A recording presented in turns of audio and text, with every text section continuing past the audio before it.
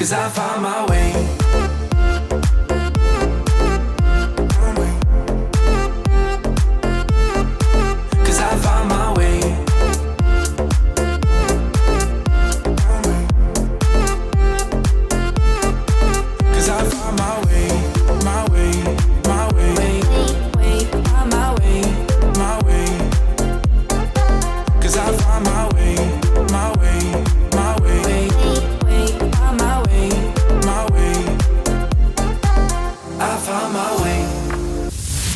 Was fällt dir persönlich ein, wenn du an Italien denkst? Natürlich Dolce Vita, Strand, Urlaub, Fiat 500, Ferrari, schönes Essen, Pizza, Nudeln Bolognese und natürlich eine ganze Menge mehr.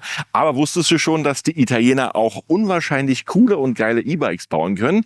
Wusstest du noch nicht? Alles das jetzt in meinem Video. Ich wünsche dir viel Spaß beim Anschauen. Wer nur bestimmte Dinge von diesem Bike wissen möchte, das Video ist wie immer mit Kapitelmarken ausgestattet, um direkt auf die Punkte zu gehen, die für dich interessant sind. Und vergiss nicht, bei Gefallen den Kanal zu abonnieren und dieses Video zu liken. Vielen Dank im Voraus. Ich persönlich mag E-Bikes, die man nicht auf den ersten Blick daran erkennt, dass sie ein E-Bike sind. Und wenn man sie dann noch, wie in diesem Fall, mit 450 € Rabatt auf jedes Noco-Bike mit meinem Gutschein YogoTV kaufen kann, dann wird schon langsam crazy, oder? Aber dazu später mehr. Quasi der Wolf im Schafspelz, einfache Struktur, aber Pfeffer unterm Hintern, und genau das trifft für dieses Noco Urban zu. Bildschönes Design und leichter Aluminiumrahmen, nur 14,2 Kilogramm schwer bzw. leicht, schnell und wendig und mit bis zu 5 Unterstützungsstufen ausgestattet, die dich mit dem 250 Wattstunden Akku bis zu 100 Kilometer weit bringen sollen. Dazu noch kompakte Außenmaße, sodass es sogar ohne Auseinanderbauen hier in meinen Kofferraum passt, aber alle Einzelheiten gibt's jetzt in der Vorstellung. Noco ist ein italienisches Unternehmen, was bedeutet, dass die Forschung, Entwicklung und das Design sowie die Herstellung aller Fahrradrahmen zu 100% in Italien passieren. Und das haben die Italiener drauf. Schlanke Linie mit sportlichem Look vereint, dazu noch in hoher Qualität. Das neue Noco ist in verschiedenen Farben erhältlich. Jetzt aktuell kannst du es auch im Zweifarbton bestellen. Hier variiert dann die Farbe der Gabel. Weiterhin ist es aber auch wie bei meinem in Grün, Schwarz, Blau, Rot und Orange erhältlich. Zum Thema Design muss ich als erstes erwähnen, dass mir das Kabelmanagement sehr lobenswert auffällt. Alles ist professionell verstaut, die Kabel gehen schnell in den Rahmen und daran erkennt man auch gute, hochwertige Bikes, denn hier denkt man an fast alles. Hier klappert nichts, der Motor ist leise in den Fahrgeräuschen und alles ist fest und gut verstaut. Leicht aufgebaut, zu 99% vormontiert, Lenker ausrichten, Licht anbringen, Sattel einstellen, Pedalen montieren. Fertig. In der Noco-Box findet ihr ein Welcome-Kit mit allen nützlichen Werkzeugen, um das Bike straßentauglich zu machen. Unter anderem das wiederaufladbare Front- und Heck-LED-Licht. Beide kann man einfach an den USB-Anschluss andocken und wieder aufladen. Gute Idee zum Thema Nachhaltigkeit. Batterien werden hier nicht benötigt. Es gibt 4 Speichenrückstrahler, Installationswerkzeug, eine große Tube Lithiumfett und natürlich die Klingel sowie die komfortabel aus Metall gefertigten Pedale, die auch noch an der Ober- und Unterseite verschiedene Tritteigenschaften bieten. Und sollte man dann immer noch Hilfe benötigen, bekommt man auf der Website Aufbaututorials sowie die Möglichkeit, über einen Chat oder einen Videocall nachzufragen. Umfangreiche Informationen werden natürlich auch per E-Mail sofort nach dem Kauf an dich versandt. So bleibt eigentlich kein Problem mehr ungelöst. Und diesen Service bieten dir wirklich sehr wenig Hersteller, das muss man hier echt mal hervorheben. Der nicht sichtbare Akku befindet sich im Unterrohr und laden kann man ihn ebenfalls im unteren Bereich neben den Pedalen. Er versteckt sich unter einer Gummiabdichtung. Der Akku beweist aber auch im Inneren gute Qualität, denn er ist mit Markenzellen von Samsung ausgestattet und wenn er mal nicht mehr will, dann ist er über den Service austauschbar. Aber jetzt kommt der nächste Clou. Wenn du deine Reichweite verdoppeln möchtest, kannst du im Zubehör noch einen Range Extender mit ebenfalls nochmal 250 Wattstunden dazu kaufen. Dieser ist wie eine Wasserflasche geformt und auch an der Halterung für diese im Rahmen anzubringen. Eine sehr gute Idee, wie ich finde, denn das macht es möglich, auch Wochenendtouren ohne Stromanschluss zu planen. Im Hinterrad versteckt sich der Power FSA Motor und hier ist der Name Programm. Full Speed und Power und das hat dieses Bike wirklich. Mit einem Drehmoment von 43 Newtonmetern ist das dann auch deutlich spürbar. Das Noco meistert mühelos jede noch so weite City-Strecke und man hat dank der professionellen Unterstützung auch bei längeren Fahrten kaum Schweißperlen auf der Stirn. Der Drehmomentsensor unterstützt dich hervorragend beim Fahren. Entweder bei leichter, lockerer Anfahrt, da reagiert er kaum. Trittst du aber kräftig in die Pedale, dann hast du auf einmal richtig gut Power unter dem Sattel und gerade an kleineren Bergen oder Anhöhungen wirst du das spüren. Er läuft leicht und ruhig beim Cruisen, aber wenn der Druck auf die Pedale erhöht wird, geht der Motor mit und bringt dich unterstützt bis auf 25 km/h pro Stunde. Das Fahrmanagement steuert ihr hauptsächlich über den im Unterrohr verbauten Bedienknopf, den man in der Grundversion während der Fahrt nur bedienen kann, wenn man die Hand vom Lenkrad nimmt. Es gibt aber als Zubehör eine Lenkradschaltung, die man bei Bedarf erwerben kann. Hier kannst du dann easy hin und her schalten und weiterhin auch noch die zugehörige App bedienen. Das Bike verfügt über 5 verschiedene Fahrstufen, die alle mit einer anderen Farbe unterlegt sind. Weiterhin zeigt dir der Knopf auch noch durch ein Blinken in der LED den jeweiligen Akkustand an.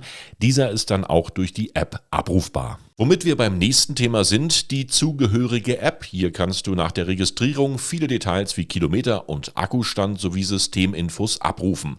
Eine Geschwindigkeitsanzeige gibt es leider nicht. Die verbaute SRAM-Schaltung, wahlweise mit Kette oder Riemenantrieb, bietet dir ein präzises 11-Gang-Getriebe, das wirklich kaum noch Wünsche offen lässt. Du kannst sie bequem vom Lenkrad aus bedienen und schnell und zuverlässig quasi gut in die Gänge kommen.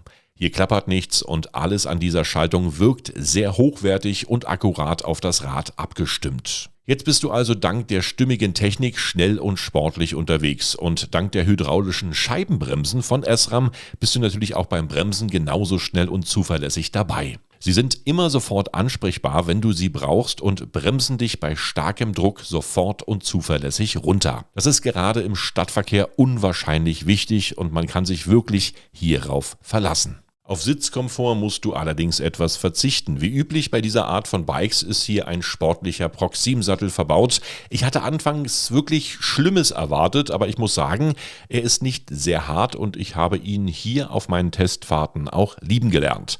Klar sitzt man nicht wie auf Muttis Couch, aber einige Stunden kann man diesen schon nutzen. Trotzdem sollte man Kopfsteinpflaster und unebene Strecken nach Möglichkeit meiden, da weder im Bike noch im Sattel jegliche Federung verbaut ist. Hier ist eben Sportlichkeit angesagt. Unwahrscheinlich gut finde ich die Vision Wheels Felgen. Ich hatte sie aus Aluminium, aber wenn du nochmal 400 Gramm Gewicht sparen möchtest, dann kannst du sie natürlich auch gegen Aufpreis als Carbon-Version bestellen. Sie sehen, verzeiht mir dieses Wort, aber einfach nur hammergeil an diesem Bike aus. Auch beim Fahren unterstützen diese Felgen nochmal visuell den sportlichen Look des E-Bikes. Zu einem richtigen Citybike, was in der Stadt fährt, benötigt man natürlich auch manchmal einen Ständer. Dieser ist sehr massiv und sicher am Bike befestigt und lässt das Fahrrad selbst auf unebenen Untergründen zuverlässig stehen. Ich habe für euch hier die Testversion mit Aluminiumschutzblechen und Gepäckträger und muss sagen, dass es genau die richtige Konfiguration für meine Ansprüche ist. Denn richtig für den Weg zur Arbeit oder auch mal für kleine Einkäufe, denn auch bei Regen und schmutzigen Untergründen bleibt die Kleidung dank dieser Ausstattung meist sauber und das ist gerade wichtig, wenn man im Sommer mit dem Rad einige Termine abfährt und vielleicht doch mal vom Regen oder Gewitter überrascht wird. Preislich kannst du das Noco Urban ab 2.990 € bzw. monatlich für 249 € als 12-monatige Ratenzahlung erwerben.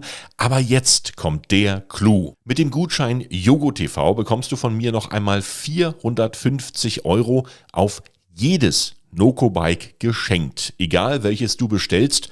Und das ist doch crazy, oder? Weiterhin ist der Versand in Europa kostenfrei, es besteht ein Umtauschrecht von 30 Tagen und du hast natürlich auch ausreichend Garantien und Service bei diesem Premium-Bike inklusive. Genaueres könnt ihr natürlich ausführlich auf der Noco-Website erfahren, die ich euch nochmal hier in meiner Videobeschreibung verlinkt habe.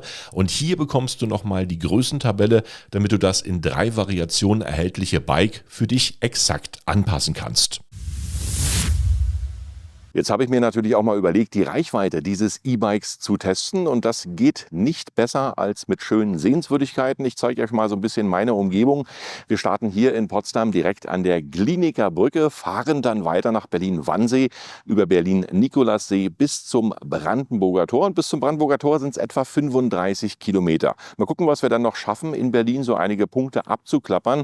Bis 100 Kilometer soll dich dieses E-Bike bringen. Natürlich ist es dann immer eine Voraussetzung, was hast du für ein Gewicht, was ist für Wetter, was sind die Außentemperaturen und so weiter und so fort. Vom Gewicht her bin ich deutlich über 100 Kilo, das heißt, wir werden die 100 Kilometer definitiv nicht schaffen. Aber wir schauen mal, wie viel Kilometer Reichweite mit meinem Gewicht jetzt möglich sind und ich lade euch natürlich herzlich ein zu diesem Test. Also, los geht's.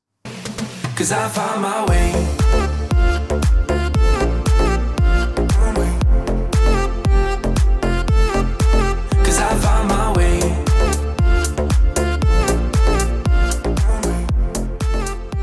Wenn du ein paar Kilometer mit dem Bike fährst, kommt es natürlich dazu, dass du dann auch mal die Jacke ausziehen musst. Und das ist bei mir passiert. Die ersten Kilometer sind geschafft. Hier sind wir direkt auf der Fauninsel. Das ist hier so ein Touristenaussichtspunkt. Hier kannst du mit der Fähre fahren.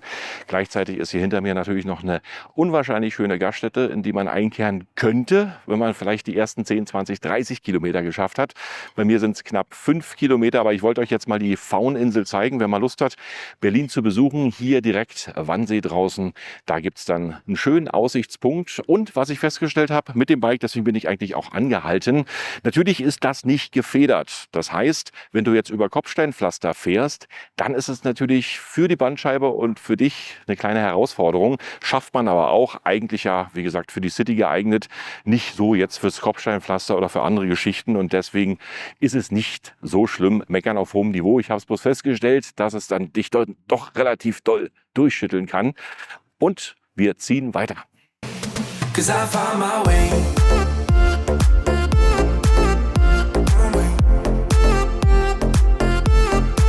Cause I found my way.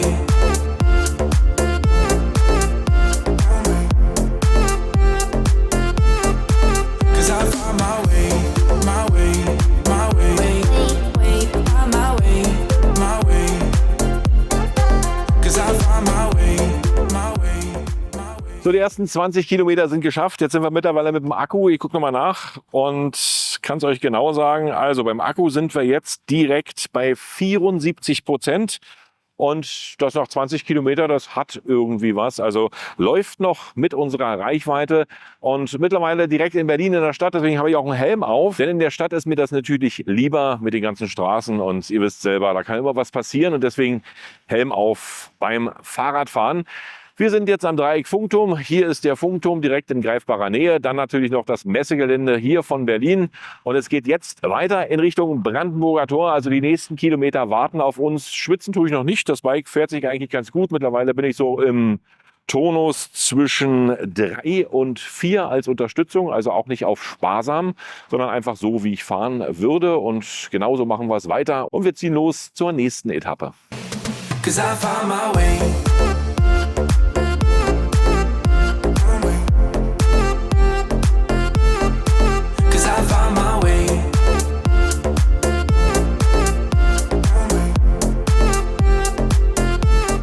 Mittlerweile ist die Hälfte geschafft. Wir haben genau 50% erreicht. Das heißt Brandenburger Tor bei strahlendem Wetter. Aber es wird langsam ein bisschen dunkler draußen.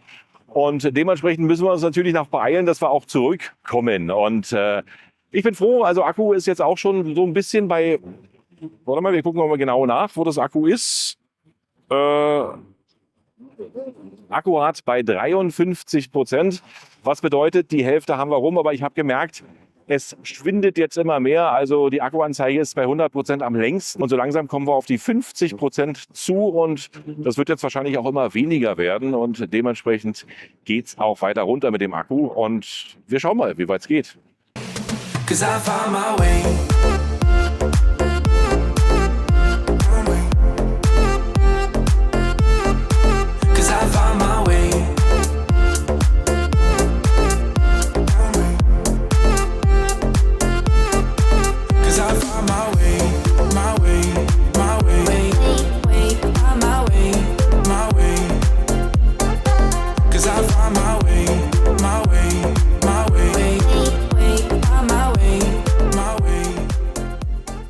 Damit wir das Touri-Programm hier voll haben, haben wir natürlich hinter mir direkt den Reichstag. Ist natürlich nicht weit vom Brandenburger Tor entfernt.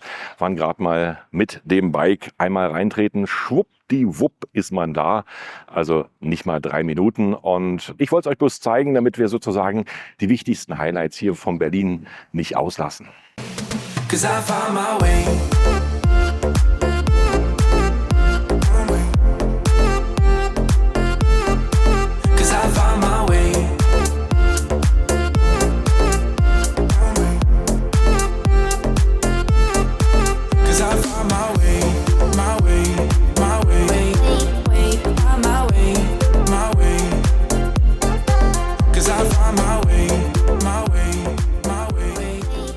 Jetzt wollt ihr natürlich auch wissen, wie der Reichweite-Test mit diesem Bike hier ausgegangen ist. Und das Ganze natürlich mit über 100 Kilogramm Gewicht bei einer Außentemperatur von 15 Grad.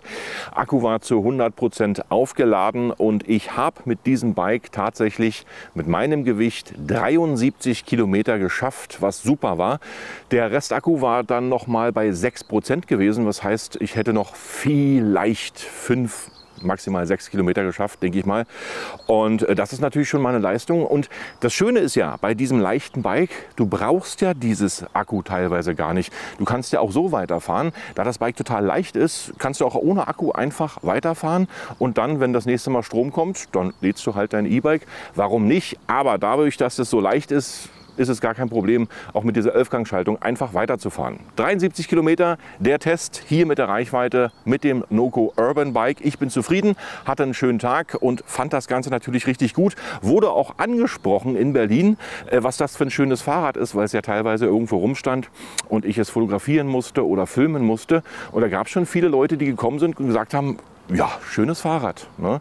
Und der Meinung bin ich auch. Also der Reichweite-Test für mich völlig zufriedenstellend. Für diesen Akku hier im Unterrohr verbaut, 250 Wattstunden für mein Gewicht, eine Top-Leistung. Kommen wir natürlich auch mal zu meinem Fazit. Ich durfte dieses Bike jetzt mehrere Tage hintereinander fahren und testen. Ihr habt es gesehen und bin eigentlich höchstgradig begeistert. Erstens, Preis-Leistungs-Verhältnis ist natürlich sauber, wenn man denkt, jetzt 2.990 € mit eurem Gutschein nochmal 450 € weg, bis über 2.540 €. Für dieses Hammer-Bike, 14,2 Kilogramm schwer, es bringt dich gut und sicher durch die Stadt. Es ist Verlass, es ist leicht, es hat eine gute Abstimmung, es hat einen schönen Heckmotor, der dich hier wirklich richtig vorantreibt. Das ganze Konzept ist einfach sauber auf die Stadt abgestimmt. Du kannst das Bike überall hin mitnehmen, du kannst es in den Kofferraum packen, du kannst es in den U-Bahnhof schleppen, du kannst es im Bus mit einpacken.